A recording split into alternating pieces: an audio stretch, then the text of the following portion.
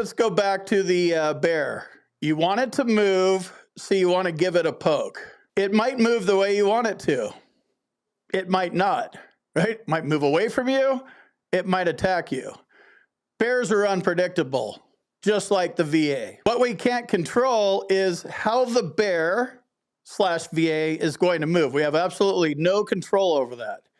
This is why this don't poke the bear analogy works well, because even if this is something you're dead set on and you want to poke them, you have absolutely no idea what the bear is going to do, how they're going to respond, what they're going to do to your rating. There's so many unknowns. So really, at the end of the day, you could ask this question and you'll read a lot about poking the bear, but it's really up to you and how much risk you're comfortable with. Again, for me, I'm not comfortable with poking bears at all.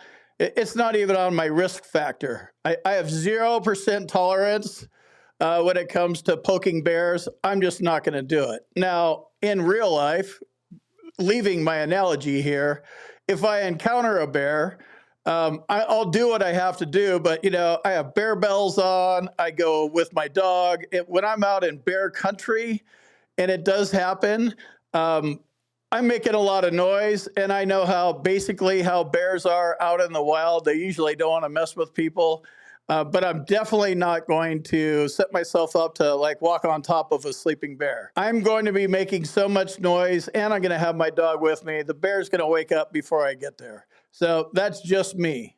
For you, you may feel comfortable being sneaky in the forest. You have military training. You know how to get around quietly. You may be comfortable, sneaking up and stepping onto and over a bear because you're stealthy. That's just not me. Let me throw an example on the screen here and, give you my thoughts on, is this poking the bear? VA found no service connection for a condition that I claimed long ago. We're all in that boat, right? PACT Act made the condition presumptive, so I filed a supplemental claim. Exactly the way you're supposed to do it. VA approved it and calculated back pay based on my intent to file date, right? So this claim was one of the PACT Act presumptives. Let's just call it allergic rhinitis for simplification purposes. Filed this thing in 2010 and got denied. And then the PACT Act's been around for a little under a year now. I think it was August of 2022. Filed a PACT Act claim for allergic rhinitis and won that and got a little bit of back pay. And the intent to file date was recently, right? It was sometime after the PACT Act became law. So somewhere between August 2022 and now, put in an intent to file the claim, and he won it. I don't know what he got out of it, but let's say it's 10%, so it's an extra $600. So he's like, that's cool, I finally won it, but I want this to go back to 1991. So in this particular situation, there is no back pay. It will not go back to 1991. It's the only circumstance I'm aware of where there's even back pay available for you to get if you win it. In this situation with the PACT Act, allergic rhinitis, there is no back pay. So moving on here, I need to file a higher level review to get VA to correct the date for back pay, but sure don't want to poke the bear. Don't do it. Don't file a higher level review for back pay you're never going to get. You're literally poking the bear for fun here. I know you don't think it's for fun, but it's a futile effort here. There is no back pay.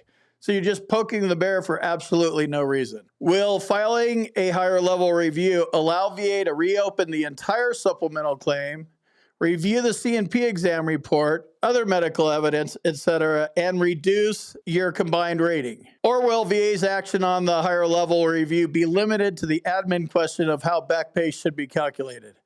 So this is the big question. And again, we're talking about poking the bear. Bears are unpredictable. Should the VA go in and reevaluate your entire claim? No. Should they just go look at the higher level review and say, oh, there's a problem with the back pay, or, you think there's a problem with the back pay. What they should do is say, yeah, there's no back pay. That's what they should do. What they do more often than not is go in and reevaluate everything because you just invited them into your claim to roam around. Okay, well, you're focused on this back pay here, but when you see this PTSD rating, that's not protected for 20 years, and we see that you haven't been going to the doctor for it in the last 6 years. So you must not have PTSD anymore, so we're just going to remove that rating altogether. If you have a 70% rating for PTSD and they knock it to 0, that's going to sting. So what should happen, what does happen, and I'm not saying this happens all the time, I'm just saying the VA is unpredictable, just like bears are, because we have no idea what they're going to do. If there's no back pay and you're going to challenge an effective date for back pay that doesn't exist, I would say that's a perfect example of poking the bear for absolutely no reason. Risk versus reward, right? 100% risk, 0 reward. It's silly to do something like that. So this is my 2 cents on poking the bear. It's up to you. It's up to all of us to figure out how much we want to risk, what is the risk versus reward ratio, and what we want to do. I told you where I sit on the whole thing with risk versus reward and laying my 100% permanent total rating on the line. That's where I sit, because I see a lot more than probably you guys see. I have the YouTube channel and I get a lot of comments, a lot of contacts. People in my boot camp tell me that they're getting reduced. 85-year-old veterans getting reduced out of 100% permanent total ratings that they've had for 15 years. Reduced. It happens. I see it so much that I'm just not going to make it easy for them. But this is up to you. It's your world, squirrel. If you want to go get that nut, go get that nut. Thanks for joining me, and I'll see you in the next video. Let me jump in here real quick and tell you about my boot camp. If you want to learn more about the VA claims process, check out my boot camp. You can talk to me live. There's a link on the website and in the description, combatcraig.com. And also, if you need medical evidence like a nexus or documenting your symptoms properly, go to our website, combatcraig.com, and it says medteam/nexus letters. Click on that link, fill out the form. Boom, you're done.